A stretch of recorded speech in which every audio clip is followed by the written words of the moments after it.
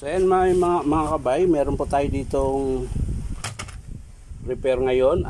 Inaantay ng customer. Ayan. Gumagana naman po sa mga kabay. Bali, shock lang po yung sira niya. Ayan. Yun lang po papalitan natin. Ito pala mga kabay, ito yung old model mga kabay. Ayan. Hindi pa ako nagre-repair nito mga kabay. Buhay na tong drill na to. Ayan. Pero tingnan mo mga kabay, oh. Hanggang ngayon, okay pa. Ito kasi yung mga dati na made in US talaga na unit. Kung di man siya made in US, made in England, ganun po yung nito, yung professional na kulay itim yan. Pero ito din po yung dating DeWalt mga kabay, yung ngayon. Oh, ito yung professional dati na Black & Decker. Ngayon ginawa nila DeWalt na. So yan mga kabay, samahan nyo ako.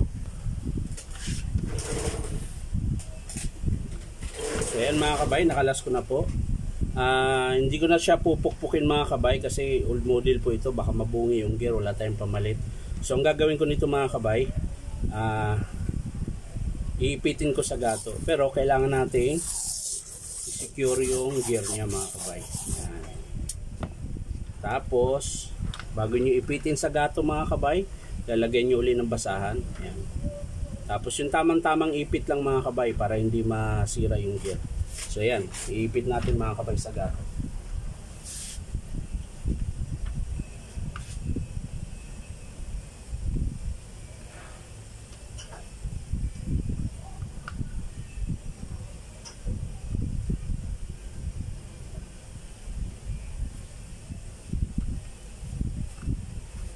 Tapos vice grip.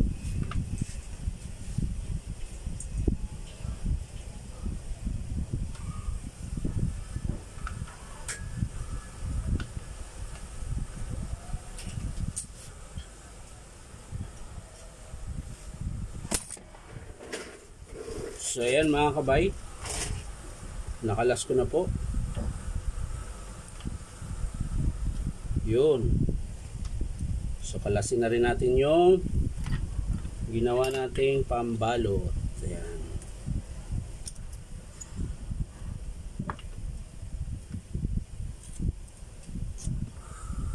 So check natin yung gear mga kabay. Yun, di naman po siya nabungi. Ayan. Wala po siyang tama. So okay po siya. Ayan. So kakabit na lang natin yung chuck na bago mga kabay. Ito po yung bago mga kabay.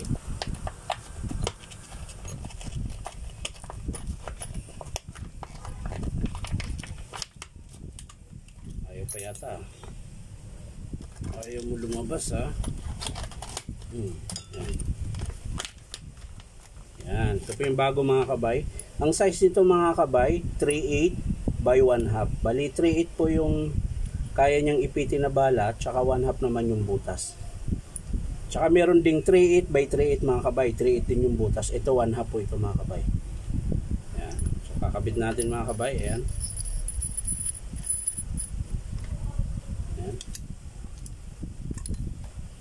Tapos ipitan natin mga kabay. Ayan. Yan lang po yung paghihigpit niya. Ayan. Yes na yun mga kabay. Babalik na natin siya mga kabay sa kanyang kinalalagyan. Ayan.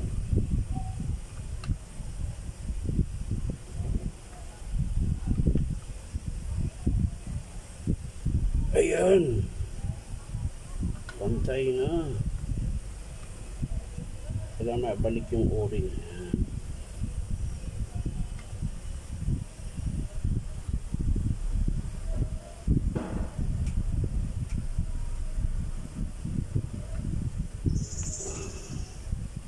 Masok ka na. Muna akong pahirapan pa.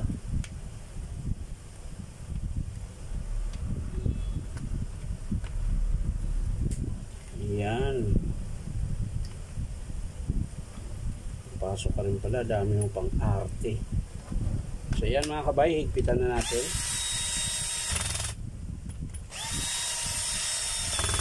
Yun. Ayos na mga kabay.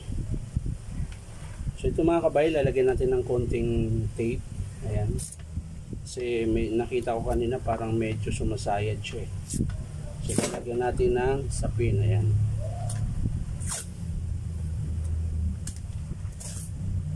Para tumining-tining naman yung andar niya mga kabay. Ayan. So yan, babalik na natin mga kabay.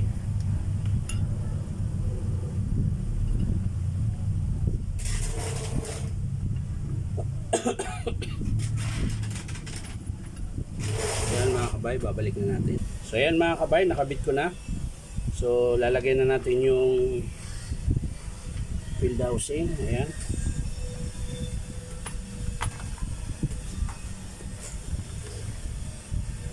At syempre higpitan natin mga kabay.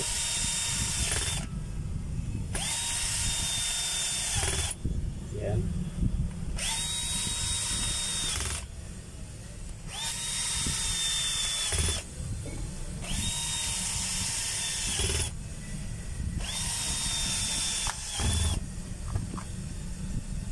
Ayan mga kabay.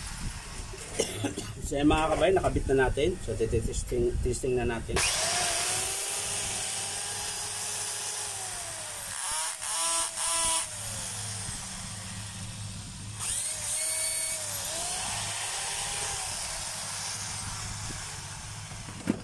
So ayan mga kabay, natapos na natin yung drill nung customer natin na nag-aantay. So ibababa ko na ito mga kabay. So maraming salamat mga kabay sa panonood at pa-like and share na rin po. Maraming salamat. Bye-bye.